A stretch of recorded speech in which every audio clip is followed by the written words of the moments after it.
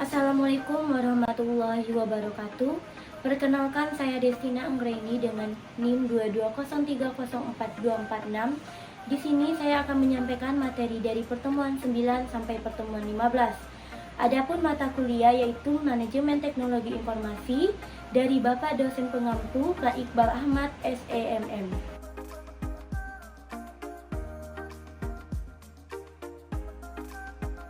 Sistem telekomunikasi dan jaringan. Telekomunikasi berasal dari dua kata. Tele artinya jauh, komunikasi adalah pertukaran informasi. Jadi, telekomunikasi merupakan peristiwa pertukaran informasi dari jarak jauh. Nah, dalam penyampaiannya, sistem telekomunikasi memerlukan 3 elemen. Yang pertama, informasi yang diambil oleh pemancar dan berubah menjadi sinyal. Yang kedua, sinyal kemudian dilakukan melalui media jaringan. Yang ketiga, sinyal kemudian diterima dan diterjemahkan kembali menjadi informasi. Dua sisi sistem informasi. Yang pertama ada pengirim informasi atau transmitter of information, di mana dia memancarkan gelombang radio melalui antena. Yang kedua ada penerima informasi atau receiver of information. Dia harus melakukan hal-hal berikut, seperti memancarkan informasi, membangun atau membuat interface, terus memastikan informasi tersebut terkirim dengan benar, dan lain sebagainya. Nah, fungsi sistem telekomunikasi yang pertama ada transmitting device, yang mana menyampaikan informasi dari satu tempat ke tempat yang lainnya. Terus ada connecting device, di mana dia berfungsi menghubungkan perangkat hingga pengguna dapat menghubungi pengguna lainnya. Yang ketiga ada terminal, yaitu perangkat yang mengubah sinyal informasi ke suara manusia atau lainnya.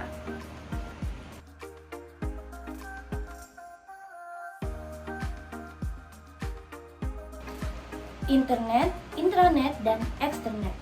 Nah, internet atau interconnected network ialah sebuah sistem komunikasi global yang menghubungkan komputer dengan komputer dan jaringan-jaringan komputer di seluruh dunia. Sedangkan intranet adalah sebuah jaringan yang bersifat private atau bersifat tertutup. Ini biasanya digunakan oleh organisasi atau perusahaan untuk tetap menjaga data-datanya secara aman.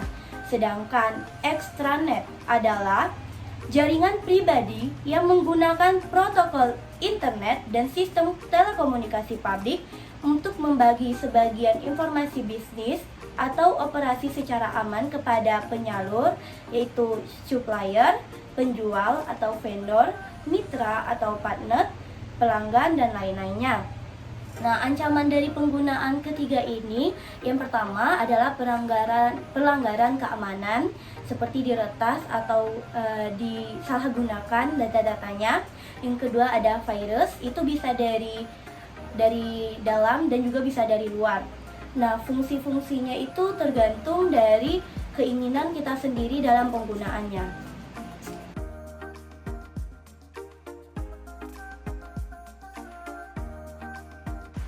Karakteristik sistem informasi fungsional. Nah, sistem informasi pada suatu perusahaan ataupun organisasi merupakan sistem yang bersifat manajerial yang mendukung operasi dengan mengelola transaksi dan menyediakan laporan-laporan kepada pihak-pihak yang berkepentingan. Nah, dia terdiri dari beberapa. Yang pertama, sistem informasi manajemen atau SIM. Perusahaan yang memanfaatkan sumber daya informasi dapat memperoleh keunggulan yang signifikan jika dibandingkan dengan perusahaan yang tidak. Yang kedua, ada sistem pemrosesan transaksi. Sistem ini biasa disingkat menjadi TPS atau Transaction Processing System, merupakan bagian dari sebuah sistem informasi yang menjalankan dan mencatat transaksi rutin, harian, bahkan bulanan yang diperlukan untuk menjalankan sebuah bisnis. Nah, yang ketiga ada sistem penjualan dan pemasaran. Ini berkonsep memfokuskan atau lebih dominan ke bidang penjualannya. Customer Relationship Management atau CRM merupakan sebuah teknik dan proses yang dirancang untuk mendapatkan, menjaga, dan bekerja sama dengan para pelanggan terpilih untuk menciptakan nilai yang maksimal untuk pelanggan dalam satu perusahaan.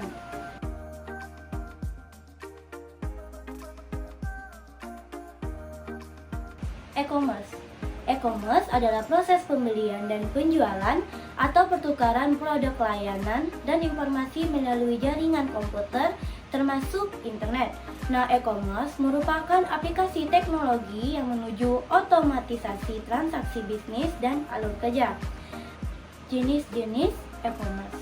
Yang pertama, business to business atau B2B, yang ini kepentingannya dari bisnis ke bisnis lain. Yang kedua ada business to customer atau B2C, yang ini kepentingan dari bisnis ke pelanggan atau customer. Yang ketiga ada customer to customer atau C2C, ini adalah kepentingan dari customer kepada customer lainnya.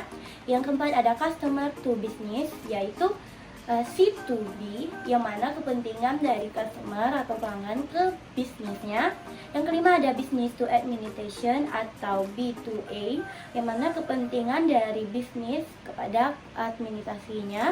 Yang keenam ada customer to administration atau C2A, yang mana kepentingan dari customer kepada administrationnya. Yang ketujuh adalah online to offline, yang mana ini kepentingan dari bisnis online dan offline.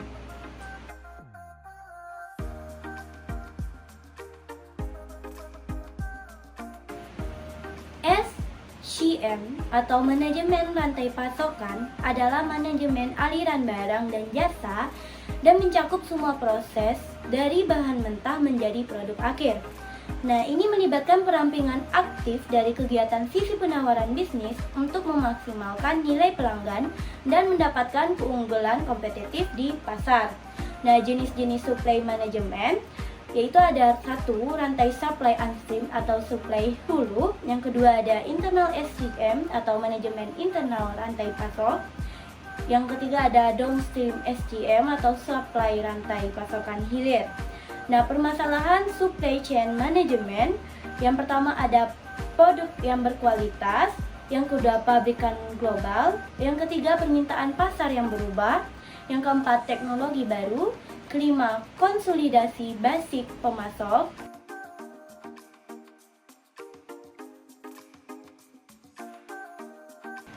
intelligent system. Yang pertama, Artificial Intelligence atau AI ialah kecerdasan buatan, merupakan ilmu yang mempelajari tentang bagaimana cara membuat sebuah mesin cerdas. Nah, jenis-jenis Artificial Intelligence, yang pertama mesin reaktif, yang kedua memori terbatas, ketiga teori pikiran, yang keempat kesadaran diri. Expert System adalah pendahulu dari kecerdasan buatan saat ini, pembelajaran mendalam dan sistem pembelajaran mesin. Nah, dia memiliki 5 karakteristik. Yang pertama, the high level of expertise, yang mana ini memberikan efisiensi, akurasi, dan pemecahan masalah yang imajinatif. Yang kedua ada right on time action. Dia dapat mengurangi waktu pengerjaan sebanyak mungkin tanpa mengurangi keakuratan dalam proses hasilnya. Yang ketiga ada good reliability, adalah dia bisa dapat diandalkan dalam mengerjakan sesuatu tanpa membuat kesalahan. Yang ketiga adalah flexible, dia dapat menyelesaikan berbagai macam masalah yang berbeda-beda. Yang kelima adalah effective mission, yang mana dia bisa menyelesaikan masalah secara efektif mungkin dengan menggunakan sumber daya yang tersedia.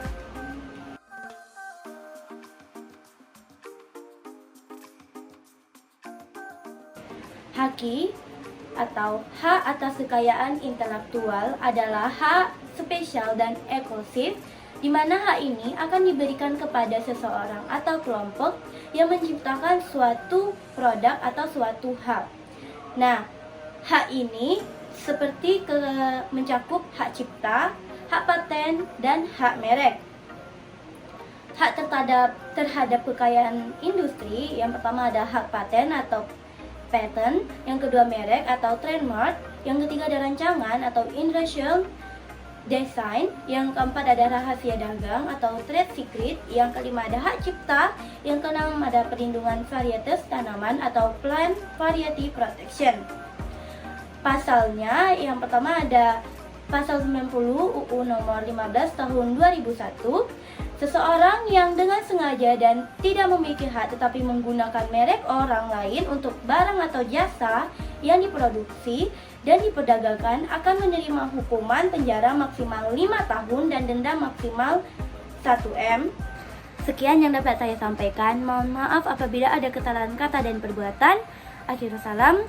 Wassalamualaikum warahmatullahi wabarakatuh.